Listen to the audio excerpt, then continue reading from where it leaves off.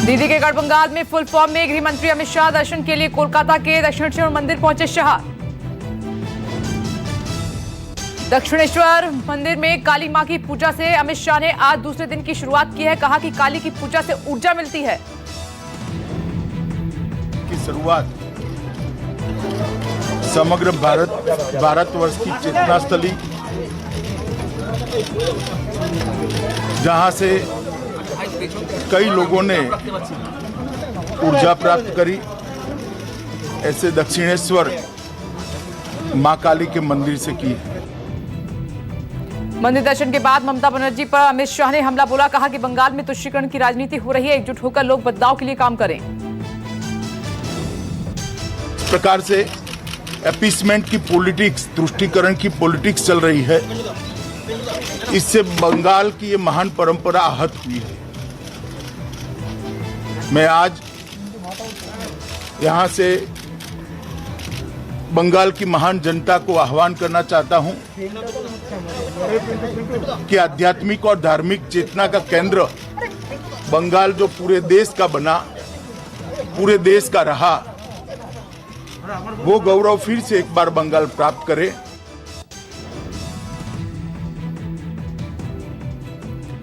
एक बार फिर आज पूर्वी लद्दाख के चुशूल में दोनों देशों की सेनाओं के बीच कोर कमांडर स्तर की बैठक शुरू। दोनों देशों के बीच कोर कमांडर स्तर की 8वें दौर की बैठक। भारत चीन के बीच सीमा विवाद लगातार जारी है। सैन्य और राजनीतिक स्तरों की बातचीत के बाद भी अब तक कोई हल नहीं निकला है। चुशूल में एक बार फिर भारत चीन में चल रहे तनाव कम करने के लिए कोशिश हो रही है। अप्रैल मई से पूर्वी लद्दाख क्षेत्र में चल रहे सैन्य गतिरोध को दूर करने के तरीकों पर चर्चा हो रही है। बातचीत के बीच सीडीएस जनरल विपिन रावत ने चीन को कड़ा संदेश दिया है। कहा कि चीन सैन्य परिवर्तन की कोशिश कर रहा है। पंपोर में सुरक्षा बलों को बड़ी कामयाबी मिली है। मुठभेड़ में एक आतंकी को मार गिराया गया, एक ने सरेंडर किया है। आतंकियों ने कल 2 अलग अलग जगहों पर आतंकी हमले किए थे, जिसमें एक नागरिक की मौत हो गई थी और एक जख्मी हुआ था।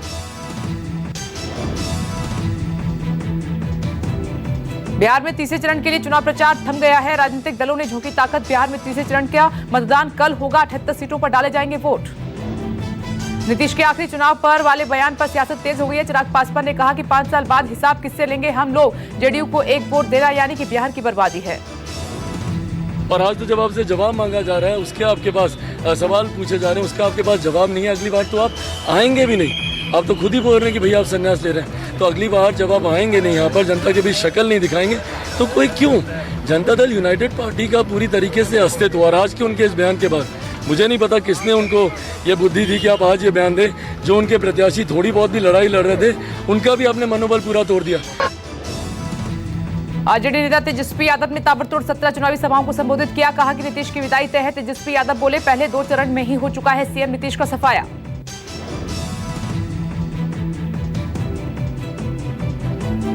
प्रचार के अंतिम दिन नीतीश कुमार ने चला इमोशनल दांव। पूर्णिया के धमदामा में नीतीश ने इस चुनाव को अपना अंतिम चुनाव बताया। चुनाव का आखिरी दिन है, अब परसों चुनाव है और ये मेरा अंतिम चुनाव है। अंत भला तो सब भला। अब आप बताइए, वोट दीजिएगा ना इनको, हाथ उठा के बताइए। नीतीश कुमार के आखिरी चुनाव के ऐलान के फैसले से खुश हुए गिरिराज सिंह। लालू पर साधा निशाना। कहा कि नीतीश जी ने दिल की बात की है। राजनीति में भी एक सीमा है। वैसे 76 साल के लोग जेल में बंद रहकर भी टिकट बांट रहे हैं। अभी कई लोग जेल में बैठ कर के भी वहां से टिकट बांट रहे हैं, और वो 76 पार कर चुके हैं। लेकिन नीतीश कुमार ने राजनीतिक जीवन में, सामाजिक जीवन में राह साफ करके खोल के रख दिया। इसके लिए उनको धन्यवाद। तीसरे चरण के चुनाव को देखते हुए इंडो नेपाल बॉर्डर को किया गया है सील। भारत नेपाल की सीमा के अंदर किसी भी व्यक्ति के प्रवेश करने पर मनाही है। बिहार में जेडीयू प्रवक्ता नीरज कुमार ने गाना गाकर चिराग पासवान पर तंज कसाया। गाना गाते हुए कहा कि तुम तो ठहरे कलाकार, चुनाव बाद साथ क्या निभाओगे? तुम तो ठहरे कलाकार, साथ क्या निभाओगे? चुनाव बाद बंगले में बंद हो जाओगे। एक बार बंगले में क्या नौटंकी तुमने की थी? टेक टेक रीटेक से गुरु दक्षिणा क्या खूब दी थी। सपना फर्स्ट बनने का ट्रेलर खूब दिखाया है। अमेरिका में राष्ट्रपति की जंग में बाइडेन और ट्रंप के बीच कांटे की टक्कर जारी है। जॉर्जिया में ट्रंप और बाइडेन बराबरी पर हैं। दोनों को मिले हैं 49.4% वोट। अमेरिका के Pennsylvania, Georgia, north Carolina, Arizona में दिलचस्प लड़ाई चल रही है। नेवाडा में खास नजर है। नेवाडा में जो बाइडेन आगे चल रहे हैं। नेवाडा में 6 इलेक्टोरल वोट हैं। अगर नेवाडा में आगे चल रहे जो बाइडेन जीतते हैं तो उन्हें इलेक्टोरल वोट में बहुमत मिल जाएगा। राष्ट्रपति ट्रंप को लगा बड़ा झटका। मिशिगन, जॉर्जिया में दायर किए गए केस खारिज। राष्ट्रपति ट्रंप ने पोस्टल बैलेट की गिनती रोकने की मांग की थी।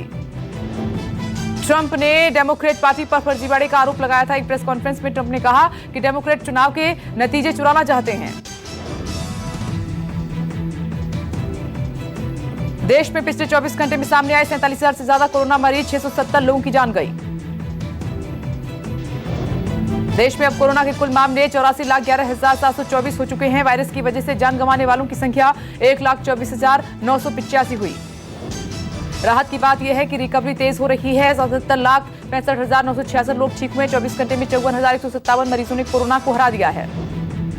देश में एक्टिव मरीजों की संख्या 6 लाख से कम है। 27 राज्यों और केंद्र शासित प्रदेशों में 20,000 से कम एक्टिव केस हैं। स्वास्थ्य मंत्रालय ने अंतर्राष्ट्रीय आगमन के लिए दिशा निर्देश जारी किए हैं। गाइडलाइन के मुताबिक सभी यात्रियों को सेल्फ डिक्लेरेशन देना होगा कि वो 14 दिन क्वारंटीन रहेंगे। दिल्ली में और जानलेवा हुआ कोरोना। 4 महीने बाद फिर एक दिन में 66 लोगों की मौत हुई है। कुल मरीजों का आंकड़ा 4,16,000 के पार हो चुका है। दिल्ली में अब हर दिन 6,000 से ज्यादा मामले सामने आ रहे हैं। दिल्ली सरकार के आंकड़ों के मुताबिक पिछले 24 घंटे में 6,715 लोग कोरोना वायरस से संक्रमित हुए हैं। अरविंद केजरीवाल ने कोरोना के बढ़ते मामलों को देखते हुए हाई लेवल मीटिंग की। अस्पतालों में बेड बढ़ाने के निर्देश दिए हैं। दिल्ली में कोरोना के बढ़ते मामलों को देखते हुए सभी प्राइवेट अस्पतालों को अलर्ट पर कर दिया गया है। अस्पतालों को 35% तक बेड में वृद्धि करने का आदेश दिया है। दिल्ली में संक्रमण रोकने को लेकर दिल्ली सरकार गंभीर हुई है। दिल्ली में अब भीड़भाड़ वाले इलाकों में कोरोना टेस्ट करवाएगी केजरीवाल सरकार। बांग्लादेश सरकार ने ऑस्ट्राजेनिका वैक्सीन के लिए सीरम इंस्टीट्यूट के साथ डील की है। बांग्लादेश के लिए serum institute of India 3 crore vaccine तैयार करेगी। कोरोना के चलते चीन ने भारत की फ्लाइट्स पर अनिश्चितकाल के लिए पाबंदी लगा दी है। चीन ने अस्थायी रूप से भारत में रहने वाले विदेशी नागरिकों की एंट्री भी निलंबित कर दी। यूपी से गुड न्यूज है। दिवाली से पहले मुख्यमंत्री योगी की सरकार कर्मचारियों को बड़ी सौगात देगी। बोनस का ऐलान किया। सीएम योगी ने किसानों को भी दीपावली का तोहफा दिया है। मंडी शुल्क में 1% की कमी कर दी है, जिसका सीधा लाभ मंडी व्यापारियों को मिलेगा। कुशीनगर की अवैध पटाखा फैक्ट्री के हादसे के बाद पुलिस सख्त हुई है। गोरखपुर में पुलिस ने प्रतिबंधित पटाखे बरामद किए हैं। गोरखपुर में रिहायशी इलाके के बीचों बीच अवैध पटाखा फैक्ट्री चल रही थी। अवैध रूप से स्पोर्ट्स की दुकान के नीचे, ऊपर और पीछे गोदाम बनाकर भारी मात्रा में अवैध पटाखे बनाए जा रहे थे। दिल्ली में वायु प्रदूषण को लेकर हालात खराब हैं। दिल्ली में ऑड इवन लागू करने को लेकर आज फैसला लेगी दिल्ली सरकार। दिल्ली एनसीआर में बढ़ते प्रदूषण को देखते हुए आज सुप्रीम कोर्ट में अहम सुनवाई। अरविंद केजरीवाल ने दिल्ली में ग्रीन और सामान्य दोनों तरह के पटाखों पर लगाया बैन। पश्चिम बंगाल, राजस्थान, एमपी, उड़ीसा, हरियाणा में पटाखों पर प्रतिबंध। महाराष्ट्र और छत्तीसगढ़ में बैन पर आज हो सकता है ऐलान। राजस्थान में पटाखा बैन के फैसले के बाद दुकानदार परेशान। राहत के लिए हाईकोर्ट में लगाई याचिका। राजस्थान में पटाखों से सालाना 600 करोड़ रुपए का होता है व्यापार। राजस्थान में आज छठे दिन भी जारी है गुर्जर आंदोलन। सरकार के साथ बातचीत अब तक रही बेनतीजा। आज वार्ता का जयपुर लौटकर सरकार के सामने रखेंगे अपना पक्ष। अगर बातें मानी गई तो गुर्जर खत्म कर सकते हैं अपना आंदोलन। अगर नहीं मानी गई मांगे तो और तेज हो सकता है गुर्जरों का प्रदर्शन। सरकार की ओर से सीनियर आईएएस अधिकारी नीरज पवन वार्ताकार के रूप में पटरियों पर दूसरे दिन भी मौजूद रहे। वार्ताकार ने पिछले हफ्ते हुए 14 बिंदुओं पर समझौते के साथ साथ कर्नल बेंसेला की 6 मांगों पर भी चर्चा की। लगातार होती देरी के चलते गुर्जर समाज के लोग रेल रोकने के बाद अब सड़कों पर भी चक्का जाम करने की तैयारी में हैं। यूजीसी ने 50% छात्रों की क्षमता के साथ यूनिवर्सिटी और कॉलेजों को खोलने की मंजूरी दे दी है। जारी किया गया स्टैंडर्ड ऑपरेटिंग प्रोसीजर। यूजीसी ने कहा है कि स्टेट यूनिवर्सिटी और कॉलेज कब खुलेंगे, इस पर फैसला सभी स्टेट की सरकारें लेंगी। केंद्र सरकार के दायरे में आने वाले हायर एजुकेशनल इंस्टीट्यूट्स और यूनिवर्सिटी में क्लासेस शुरू करने पर फैसला वीसी या फिर डायरेक्टर तय करेंगे। एनसीआर में बढ़ते प्रदूषण स्तर को देखते हुए नोएडा पुलिस ने उठाए सख्त कदम। अब प्रदूषण फैलाने वाले हो जाएं सावधान। पुलिस कमिश्नर आलोक सिंह ने की है अपील, अपने वाहनों की प्रदूषण जांच जरूर करवाएं, दोषी पाए जाने पर होगी कार्रवाई। हरियाणा के लोगों को राज्य की 75% निजी नौकरियों में आरक्षण देने वाला विधेयक हरियाणा विधानसभा में पास हुआ। यूपी में बाहुबलियों पर योगी की सख्ती जारी है, प्रयागराज में विधायक के घर पर चला बुलडोजर, अवैध निर्माण का था आरोप। मकान गिराने के आदेश के खिलाफ हाईकोर्ट गए थे विधायक और कोर्ट से नहीं मिली कोई राहत। पत्नी के नाम पर था बाहुबली विधायक का मकान, बिना नक्शा पास कराए मकान बनाने का था आरोप। विधायक के घर के लोगों ने प्रशासन पर लगाया भेदभाव का आरोप, इस समय आगरा जेल में बंद हैं विधायक विजय मिश्रा। दिल्ली के जीबी रोड की इमारत नंबर 58 में आग लगी है, किसी के हताहत होने की खबर नहीं। दमकल की 5 गाड़ियों ने आग पर काबू पाया, इमारत की दूसरी मंजिल पर लगी थी आग।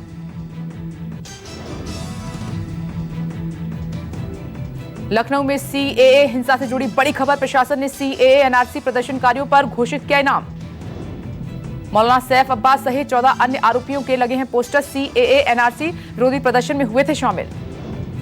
8 प्रदर्शनकारियों को गैंगस्टर के मुकदमे में वांटेड घोषित किया गया, आरोपियों के घर के बाहर चस्पा किया गया नोटिस। फरार लोगों की सूचना देने वाले को इनाम देने का ऐलान, 19 दिसंबर को लखनऊ में हुआ था सीएए एनआरसी को लेकर उग्र प्रदर्शन। उत्तर प्रदेश के मऊ में अवैध रूप से बने पेरिस प्लाजा मॉल को प्रशासन ने गिराया, 2 करोड़ बताई जा रही है मॉल की कीमत। मऊ के गाजीपुर तिराहे पर बना था मॉल, मोहम्मद ईशा के नाम पर थी इमारत।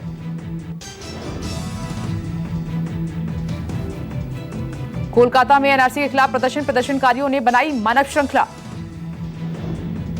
चेन्नई में एयरपोर्ट पर कस्टम विभाग ने जब्त किया सोना, जब्त सोने का वजन 816 ग्राम। मुंबई में फूटा पानी का पाइपलाइन, कई फुट ऊपर तक गया पानी। मुंबई के साकीनाका इलाके की घटना, मरम्मत के दौरान फूटा पाइपलाइन। अभिनेत्री पूनम पांडे और उनके पति गिरफ्तार, अश्लील फोटोशूट कराने का आरोप।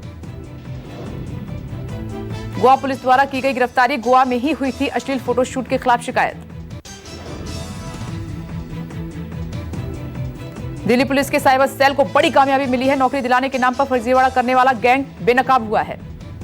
पुलिस ने गैंग के 5 लोगों को गिरफ्तार कर लिया है, अभी तक करीब 27,000 लोगों के साथ कर चुके हैं ठगी।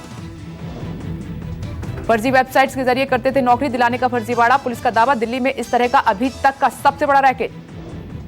मध्य प्रदेश के निवाड़ी में 200 फीट गहरे बोरवेल में गिरा बच्चा, निवाड़ी के सैदपुरा गांव की घटना। आज तीसरे दिन भी लगातार जारी है बच्चे का रेस्क्यू ऑपरेशन, बुधवार की दोपहर बोरवेल में गिरा था बच्चा। 4 साल का है बोरवेल में फंसा बच्चा, ध्रुव पाइप से पहुंचाई जा रही ऑक्सीजन।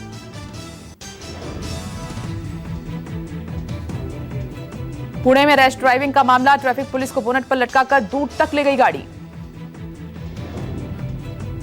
संभल में जमीन विवाद को लेकर 2 गुटों में फायरिंग में 2 लोगों की मौत। ममेरे और फुफेरे भाई बताए जा रहे हैं मृतक, दोनों के बीच लंबे समय से चल रहा था विवाद। ईपीएफओ से पेंशनर्स को दिवाली पर बढ़ी हुई पेंशन का तोहफा मिल सकता है, सूत्रों के मुताबिक मिनिमम पेंशन में बढ़ाने के प्रस्ताव पर सरकार की भी सहमति है।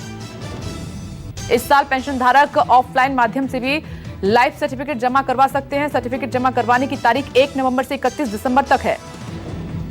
घरेलू विमानों के लिए किराया सीमा की अवधि को 24 फरवरी तक बढ़ा दिया गया है। सरकार ने फेयर बैंड्स की व्यवस्था का ऐलान 21 मई को किया था। कोलकाता में लोकल ट्रेन सेवाओं को एक बार फिर से शुरू किया जा रहा है। शुरुआत में 10 से 20% ट्रेनों का संचालन किया जाएगा। पंजाब नेशनल बैंक ने लोन के लिए स्पेशल स्कीम जारी की है। महिलाओं को सस्ती ब्याज दरों पर लोन की सुविधा उपलब्ध करवाएगी PNB bank. Google Chrome app की सेवा अगले साल फरवरी 2021 तक बंद हो जाएगी। कंपनी गूगल की ऐप के लिए क्रोम ऐप को बंद कर रही है। बीएसएनएल ने कई आकर्षक प्लान्स लाने की तैयारी कर ली है। कंपनी 1 दिसंबर से 3 नए पोस्टपेड प्लान्स लॉन्च करने जा रही है। गूगल ने अपने मैसेजिंग ऐप शॉर्ट मैसेजेस में एक नया फीचर शामिल किया है। यूजर्स अब मैसेज को शेड्यूल भी कर पाएंगे। हालांकि अभी ये फीचर सभी के लिए रोल आउट नहीं हुआ है। रिलायंस जियो ने प्रीपेड यूजर्स के लिए 3 नए ऑनलाइन ऑन-इन-1 प्लान शुरू किए हैं और इन प्लान्स को लेने के बाद हर महीने रिचार्ज कराने की जरूरत नहीं होगी। हॉनर अपना 10X लाइट स्मार्टफोन 10 नवंबर को लॉन्च करने जा रहा है। इससे पहले कंपनी ने 9X लाइट लॉन्च किया था।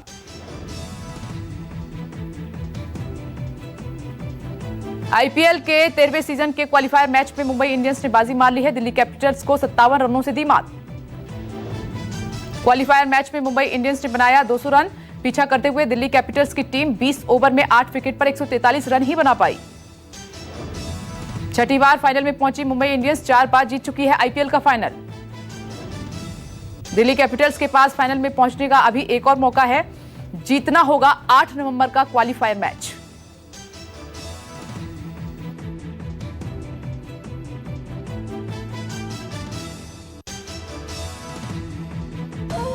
नमस्कार, मैं हूं मानक गुप्ता।